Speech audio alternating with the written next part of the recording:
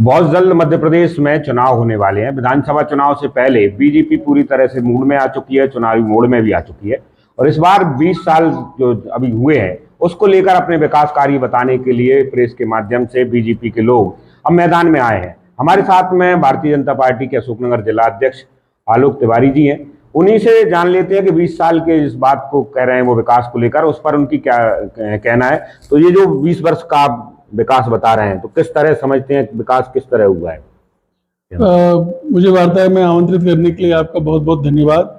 आपके सभी दर्शकों का अभिवादन।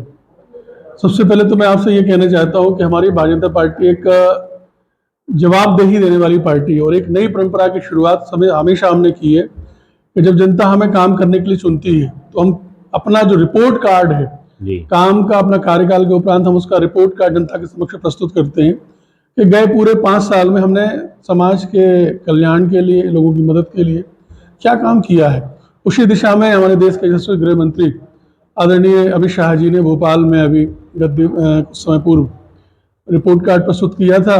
मैंने आज उसकी मतलब ये अशोकनगर से लेकर या जिला लेवल से लेकर और पूरे प्रदेश की वार्ता है। ये मध्य प्रदेश में गए 20 साल में 15 वर्ष का कांग्रेस का कुशासन छोड़ के जो हमारी भाजपा की सरकार 15 महीने का कमलनाथ 15 महीने का कमलनाथ जी का जो कुशासन रहा उसको छोड़ के हमने जो काम किया है उस पर हमने रिपोर्ट कार्ड प्रस्तुत किया है।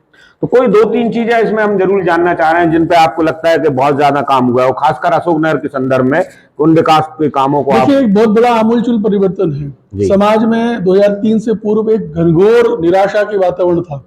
आज वहां क्या मजदूर, क्या किसान, क्या महिला, क्या युवा, सब में एक बहुत बड़ी निराशा थी। 10 साल तक राजा दिग्विजय सिंह का शासनकाल था और उनके शासनकाल में किसी को कोई आशा नहीं थी। स्थिति ये थी कि सड़क, बिजली, पानी जैसी आमूलचूल जो मूलभूत स्थितियां रहती हैं, मूलभूत चीजें रहती हैं, उनकी मांग रहती है, उन सब में बड़ी दिक्कत थी। आज जब 2003 में जनता ने भारतीय जनता पार्टी को बड़ी आशा के साथ नहीं, ये एक एवरेज आप पूरे प्रदेश का बता रहे हैं। मैं अगर आपसे पूछना चाहूं कि इन बीते 20 वर्षों में अशोकनगर में क्या परिवर्तन आप विकास को लेकर देख? मैं फिर वहीं से शुरू करता हूं जो बात मैं अभी कह रहा था कि जनता ने बड़ी आशा से हमें चुना था और उस आशा को हमने बड़े विश्वास के साथ और सम्मान के साथ हमने संभाला है। एक भी व्यक्ति ऐसा नहीं है जिसको हमने शासन की 190 से अधिक योजनाएं, आज हमने लाखों लाख आवास बनवाए और लाखों लाख लोगों के जीवन में बड़ा स्वास्थ्य, शिक्षा, रोजगार, इन सब के क्षेत्र में हमने बड़ा क्रांतिकारी परिवर्तन किया है। आज मध्य प्रदेश में 46 लाख से अधिक लाडली लक्ष्मियां हैं, 1.25 करोड़ से अधिक लाडली बहना है।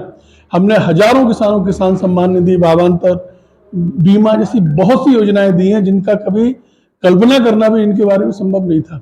आज स्थिति बड़ी आशान्वित है। बहुत अच्छी सड़कें हैं, अच्छी शिक्षा है, सिंचाई हमारी 9 लाख से लेकर 47 लाख हेक्टेयर पहुंच चुकी है।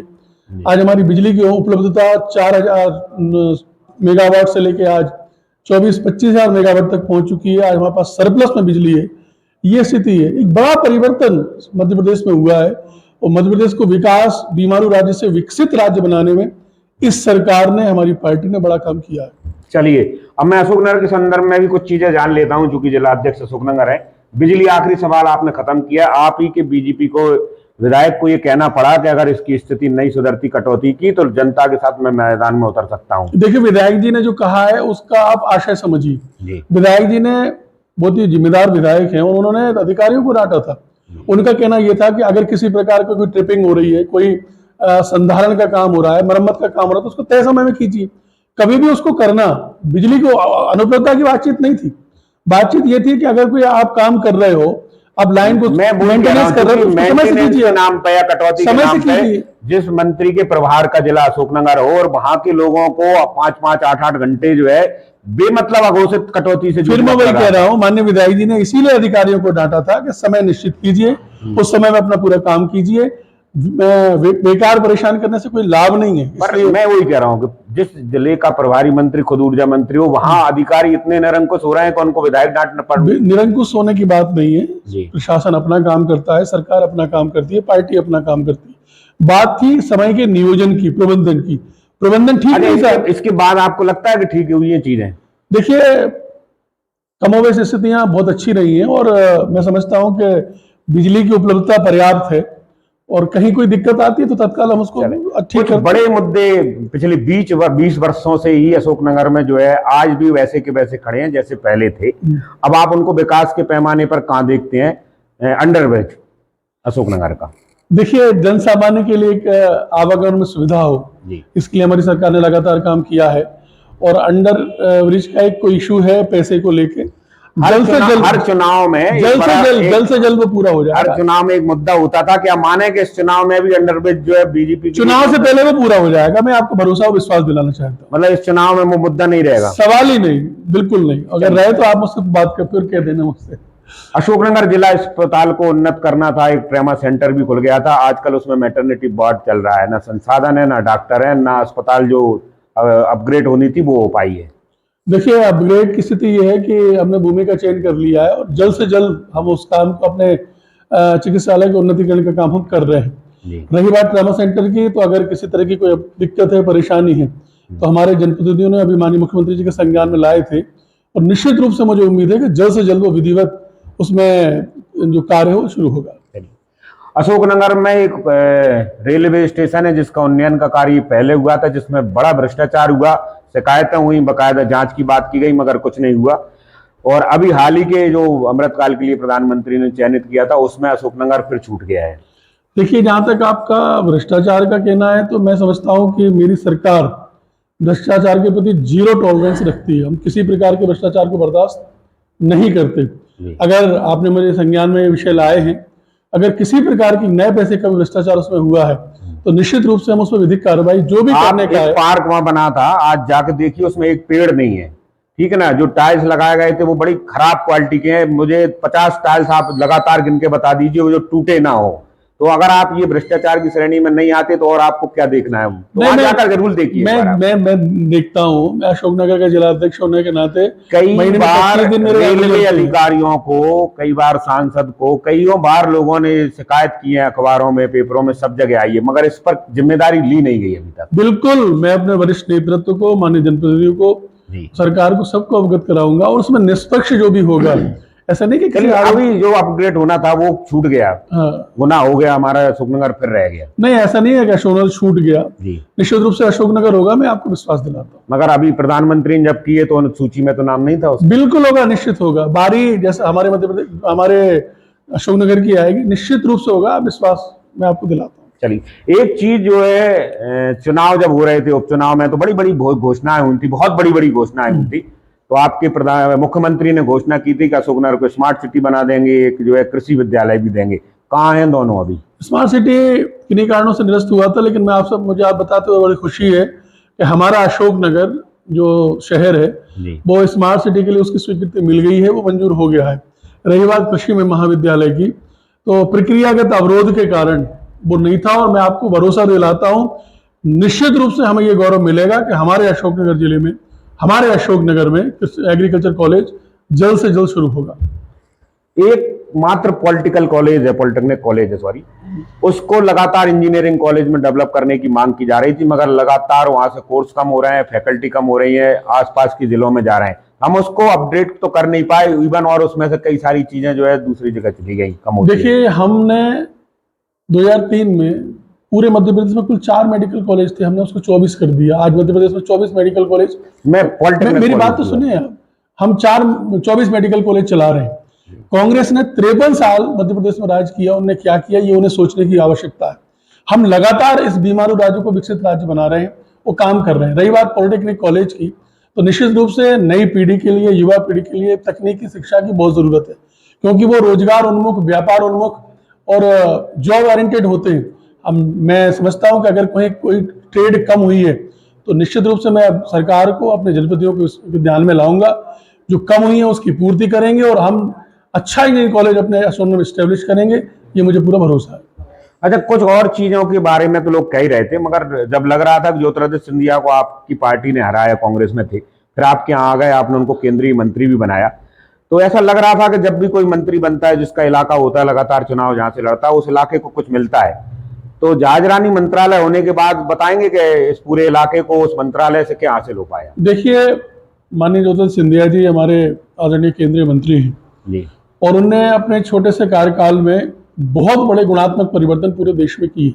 हम देश की जगह मैं जिस इलाके ने 17 वर्ष लगातार उनको संसद में पहुंचाया, सर आंखों पर बिठाया, उसके लिए पिछले 3 वर्षों में क्या किया, ये जानना चाह रहे थे। माननीय सिंधिया जी पूरे देश के लिए काम कर रहे हैं और मुझे भरोसा है कि लोकसभा क्षेत्र में हमारे गुना में, हमारे चंदेरी में, जो कि पर्यटन स्थल है, हवाई पट्टी के प्रस्ताव गए हुए हैं। निश्चित रूप से बहुत कम समय वो मंजूर हो गए, काम शुरू। मैं इसीलिए सवाल कर रहा था कि मैं लगातार उनको कवर करता रहा हूं। चंदेरी को लेकर कई बार उन्होंने रिपोर्टें बनवाई हैं, प्रोजेक्ट बनवाए हैं मुख्यमंत्रियों से, और केंद्र में भी मांग की है, मगर जब वो खुद बड़े मंत्रालय में पहुंचे तो चंदेरी कहीं उनके उसमें है नहीं है। नहीं, ऐसा नहीं है। मैं बड़े तटस्थ भाव से कहना चाहता हूँ कि चंदेरी के लिए माननीय सिंधिया जी ने बहुत कुछ किया है। आज बुनकर पार्क है, आज पानी का जो पूरा हमारा 15 करोड़ की जो स्कीम है, जिसकी वजह से चंदेरी में लगातार रोज पानी मिल रहा है, वो सब सिंधिया जी की देन है। सिंधिया जी चंदेरी के लिए बहुत करते हैं, ये मैं पूरे इसमें कहीं कोई स्वीकारने में कोई किसी को बाधा नहीं होना चाहिए। और निश्चित रूप से एक जनप्रतिनिधि होने के नाते, हमारे लगातार 17 साल सांसद के होने के नाते, उनके पिताजी, उनकी दादाजी हमारे क्षेत्र से सांसद रहे, तो उनका एक संबंध, राजनीतिक संबंध, उनका एक संबंध हमारे क्षेत्र से है और उनने किया भी है और मुझे भरोसा है कि आगे भी करेंगे। चलिए, आपने जब चुनाव हुआ 19 में लोकसभा का, तो एक स्थानीय व्यक्ति को जो है लोकसभा में भेजा, सब लोगों को बड़ी उम्मीद थी, मगर उपलब्धता उस तरह से नहीं है कि एक उपलब्ध जो स्थानीय व्यक्ति होता है उस तरह की। तो आपके जो सांसद हैं उनके भी कुछ विकास कार्य आपको जरूर याद होंगे, कोई बड़े चीज, क्योंकि वो तो उपलब्ध होते नहीं इन सब चीजों के लिए, तो कोई बड़ी चीज है जो उनके तरफ से यहाँ हो पाई हो विकास को लेकर? देखिए, किसी भी लोकसभा क्षेत्र के सांसद की अपनी भूमिका होती है जी, और मैं समझता हूँ कि उनकी उपलब्धता तो बहुत ही सौभाग्यशाली है कि धारा 370 जब हटी जी, तो उस समय सांसद हमारे गुना लोकसभा क्षेत्र का प्रतिनिधित्व करने वाले डॉक्टर केपी यादव थे। नहीं, ये गौरव का विषय है और हम उसको मैं कह रहा हूँ, मैं ये कह रहा हूँ जब उस गौरव का 370 को हटाने के लिए वोट डाले गए तो गुना लोकसभा क्षेत्र के सांसद आदरणीय डॉक्टर केपी यादव नहीं, हम सबका प्रतिनिधित्व हमको अच्छा लग रहा था, ये गौरव के विषय में। लगातार मेरी बात प्रधानमंत्री मोदी का मान लीजिए, आपका मान लीजिए, मैंने मान लिया। अब मुझे ये बता दीजिए कि अशोकनगर, गुना, शिवपुरी में कोई एक ऐसा बड़ा काम जिसको हम हमेशा याद रख सकें कि साहब हमारे शहर का, हमारे क्षेत्र का आदमी बना और ये बड़ा स्ट्रक्चर, ये बड़ी योजना उन्होंने स्वीकृत कराई। सांसद जी ने अपने कार्य के साथ बहुत ही न्याय किया है, वो बहुत ही सक्रिय, आपको कोई याद आ पा रही है कि नहीं? है बहुत ही सक्रिय सांसद के नाते हो रहे हैं। नहीं, उनको बहुत अच्छे है, बहुत सक्रिय है, बहुत विद्वान है, सब कुछ है। मैं सिर्फ ये जानना चाह रहा हूँ आपके जीवन में कोई एक आध चीज याद? हाँ, बिल्कुल। अशोकनगर का केंद्रीय विद्यालय माननीय सांसद जी के प्रयासों से है जी। माननीय सांसद जी प्रयास कर रहे हैं कि वो वहाँ यहाँ के सेंट्रल स्कूल खुले और मुझे उस पर भी विवाद था। वो आपके यहाँ का खुला हुआ था, वो चंदेरी चला गया था आपके शहर में, वो अलग विवाद था। वो तो 2014 में चंदेरी को सौभाग्य मिला था। हम जंगल के लोग हैं, जंगल में रहने वाले लोग हैं जी। और मैं अपने नेतृत्व का बड़ा हृदय से आभारी हूँ कि उन्होंने हम जंगल के लोगों के बच्चों के लिए चिंता की और बहुत अच्छा। चलिए, अब आप चंदेरी के विकास की बात कर लेते हैं। पर्यटन का एक ऐसा क्षेत्र है मध्य प्रदेश में जहाँ इतिहास, पुरातत्व, इसके अलावा हमारा मिथिक जितनी भी है, मैथोलॉजी है, सब कुछ है, मगर इसके बाद भी पर्यटक नक्शे पर अभी तक नहीं है। वो क्यों नहीं है? चंदेरी पूरे विश्व में अप्रोच ढंग से नहीं है। हमारे यहाँ पर्यटकों के आने की संख्या ऑल ओवर एमपी की तुलना में देखिए तो बहुत कम है। वहां रहने ठहरने की सुविधाएं नहीं है। जो हमारा कल्चर है उसको हम बहुत अच्छे से दिखा नहीं पा रहे। भाई साहब, आप पधारिए ना चंदेरी में, आपको बहुत अच्छा रुकवाऊंगा, बहुत अच्छा ठहराऊंगा। अच्छी बात करते हैं। चंदेरी में बहुत अच्छे होटल है, होटल ताना बाना है, होटल किला कोठी है, होटल हमारा बहुत सारे प्राइवेट होटल है।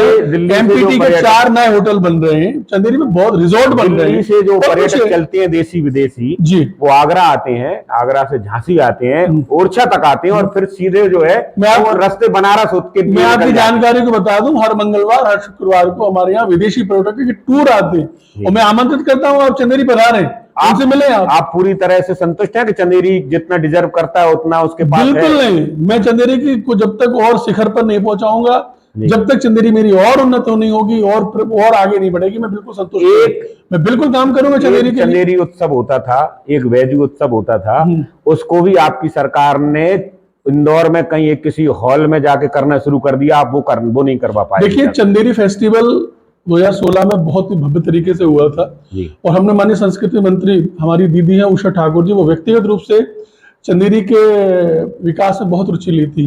हमारे गौरव है, अशोकनगर के गौरव आदरणीय हितानंद शर्मा जी, वो भी हमारे जौहर स्मारक को लेके, जौहर के उस कार्यक्रम को लेके सबको बहुत चिंतित रहे और उन्होंने शासकीय कैलेंडर में ये सब जुड़वाया है। मैं आपको विश्वास दिलाता हूं कि अगले वर्ष से ये सब विधिवत, चंदेरी फेस्टिवल हो, हमारा जौहर दिवस हो, 3 दिन का कार्यक्रम होगा, पूरा विधिवत होगा। नहीं, सरकार तो 20 वर्ष से 15 महीने का छोड़ दें तो देखिए, कुछ काम करने में अवरोध आते हैं, प्रक्रिया के अवरोध आते हैं। अब जो हो रहा है वो बहुत बहुत महत्वपूर्ण है। ऐसे तो मैं 70 साल का गिना सकता हूँ, उसके पहले का गिना सकता हूँ, फिर आप कहोगे कि आप सीधे नेहरू जी पे पहुंच जाते हो। जी, नहीं, नेहरू जी पे आप पहुंचिए, उसमें किसको आपत्ति है, पर क्योंकि आप अभी नेहरू जी की बात नहीं कर रहे हैं, आप अपने 20 वर्ष के विकास की बात कर रहे हैं, इसलिए मैंने कहा।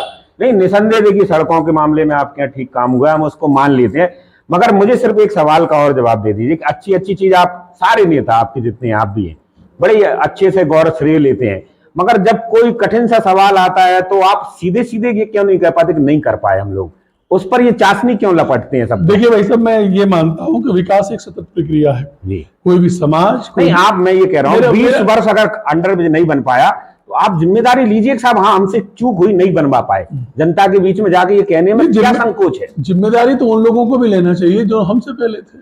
नहीं, बोर्ड के समय में अंडर ब्रिज नहीं बनाना लेना चाहिए, और फिर हमने उस दिशा में काम किया है, हम उस दिशा में काम कर रहे हैं। जैसे मान लीजिए 100 में बनना 20 वर्ष का काम है क्या? 100 में से 100% काम, 99% काम हमने कर लिया, 1% रह गया, तो आप उसको हमारी फेलियर नहीं मान सकते, या आप ये नहीं कह सकते। फिर मैं वो कह रहा हूँ कि आपके 99% काम को हम मान रहे हैं, मगर 1% जो नहीं हो पाए उसके लिए आप क्यों जिम्मेदारी लेने? देखिए, जिम्मेदारी सारी हमारी है, मैं मानता हूँ। जब हम सरकार में होते हैं तो मैं ऐसा टेक्निकल जवाब नहीं दूंगा आपको, अगर कुछ हमने किया है तो आप उसको भी देखिए। अच्छा, एक चीज और बताइए, चलिए, जब से सिंधिया जी आए हैं तब से ये चीज लगातार चल रही है कि वो नाराज भाजपा और महाराज भाजपा, तो आपके सारे जनप्रतिनिधि जो जिम्मेदार हैं कभी एक मंच पर आकर सार्वजनिक रूप से किसी एक बड़े प्रोजेक्ट पर, विजन पर बात करने के लिए तैयार हो सकते हैं क्या? कभी आपको लगता है ऐसा कर पाएंगे आप? मुझे लगता है कि शायद आप देखिए, बहुत से ऐसे कार्यक्रम है जिसमें हमारे जितने भी अतिथि हैं, जितने भी जनप्रतिनिधि, सब लोग एक साथ आते हैं। हम ज्यादातर हर 15 दिन में, मैं आपको बताना चाहूंगा, हम लोग कवर करते हैं। मैं आपको, आप हो सकता है 5-6 कार्यक्रम बता दें, मैं आपको 150-200 कार्यक्रम बता दूं जिसमें आपके सांसद के, मंत्री के, तमाम सारे लोगों के नाम भी होते हैं, मगर वो होते नहीं है। आदरणीय श्रीमान, मैं आपसे ये कहना चाहता हूँ कि 1 वर्ष में 6 महीने तो सांसद जी को दिल्ली रहना होता है, सदन में उनकी उपस्थिति जरूरी है, मैंडेटरी है, व्हिप जारी होता है कि आपको रहना ही रहना है। तो एक सांसद की एक अलग डिग्निटी होती है, सांसद की एक अलग काम होती है। माननीय मंत्री जी हमारे पूरे मध्य प्रदेश के मंत्री हैं, माननीय विधायक जी हमारे विधानसभा के नेता हैं, जनप्रतिनिधि हैं, तो कमोबेश कभी कभी उपलब्धता के कारण एक मंच पर नहीं हो पाते, लेकिन हर महीने हम लोग कोर कमेटी में साथ बैठते हैं। हर महीने जब जिला आखिरी सवाल मेरा ये है जी, आप सारे जो भी हैं, केंद्रीय मंत्री भी मान लीजिए, सांसद भी, मंत्री भी, विधायक भी, जिला पंचायत अध्यक्ष भी, और भी जो लोग जिम्मेदार हैं सबकी, कोई एक बड़ा काम बताइए इनका कि इन सब ने मिलकर मेहनत की और वो अशोकनगर के लिए मिलाओ। देखिए, बहुत से ऐसे काम है, एक नहीं, बहुत से ऐसे काम है, सिर्फ एक बहुत नहीं है, एक बताइए। बहुत से ऐसे काम है जिनकी दिशा में हमारे लगातार जनप्रतिनिधि काम करते हैं। हर जनप्रतिनिधि, नहीं, आप तो उसमें बैठते हैं, पूरी बात सुन लीजिए। एक बताइए मुझे बड़ा काम। नहीं, आप पत्रकार की भूमिका में हैं, आपने पत्रकार के नाते मुझसे प्रश्न पूछा, तो आप थोड़ा उत्तर भी मेरा सुन लीजिए। मैं ये कहना चाहता हूँ कि हर जनप्रतिनिधि की एक रीच होती है, एक रीच होती है। जैसे हमारे माननीय विधायक जी ने इस क्षेत्र के लिए बहुत कुछ किया। अभी मैं एक उदाहरण दे रहा हूं कि आपके शाड़ौरा से लेकर और करीला तक एक रोड उनके प्रयासों से मंजूर हुई है। माननीय मंत्री जी ने हमारे यहाँ काम किया और 2000 करोड़ का जल जीवन मिशन में राजघाट से लेकर पूरे जिले को पानी देने का काम ये मंत्री जी का रहा। मंत्री जी ने, क्योंकि उनके स्तर का काम था। माननीय सांसद जी ने मेडिकल कॉलेज के लिए, एग्रीकल्चर कॉलेज के लिए, सेंट्रल स्कूल के लिए, बहुत सारे हाईवेज के लिए, बहुत सारे काम आदरणीय सांसद जी ने प्रयास किए। तो ये उनका संसद में वो रहना, उस स्तर पर बोलना, ये उनका काम। चलिए, आप नहीं हो पाए, एक नाम याद नहीं आ रहा, मैं ये अपने अलग अलग नाम बताए और अलग अलग काम बताए कि साहब इनने ये किया, इनने ये किया, तो सबकी अपनी भूमिका है ना। अब मैं ये कह रहा हूं कि चंदेरी की साड़ी और अशोकनगर का शरबती 2 ऐसे बड़े ब्रांड हैं जिन पर कितना भी बड़ा काम किया जा सकता है। क्या आपके सारे के सारे जो जिम्मेदार जनप्रतिनिधि हैं कभी एक बड़ा प्रोजेक्ट लेकर इसके लिए सामूहिक रूप से आपको लगता है कि काम कर सकते हैं दिल्ली में जाके मेहनत? देखिए, मैं आपको ध्यान में लाना चाहता हूं कि कुछ समय पूर्व चंदेरी साड़ी के जो वीवर्स हैं, बुनकर हैं, वो थोड़ी दिक्कत में थे, काम मद्दा हो रहा था। मुझे बड़ी खुशी है कि आदरणीय सिंधिया जी ने व्यक्तिगत प्रयासों से अपने मंत्री रहते उसके लिए बहुत काम किया। और आज चंदेरी वासी होने के नाते मैं समझता हूँ कि हमारा चंदेरी साड़ी व्यापार बहुत बूम है, बहुत अच्छा काम कर रहा है। अच्छे रोजगार की स्थिति भी है, मजदूरी की स्थिति भी है और व्यापार की स्थिति है। लेकिन इसमें बहुत कुछ किया जाना शेष है। इसको राष्ट्रीय और अंतरराष्ट्रीय पटल पर ले जाना, और उसमें भी भूमिका है। उसमें हमारे माननीय सांसद जी, माननीय मंत्री जी, इनकी भूमिका है कि राष्ट्रीय स्तर पर वो करेंगे, और मुझे विश्वास है ये सब कर रहे हैं।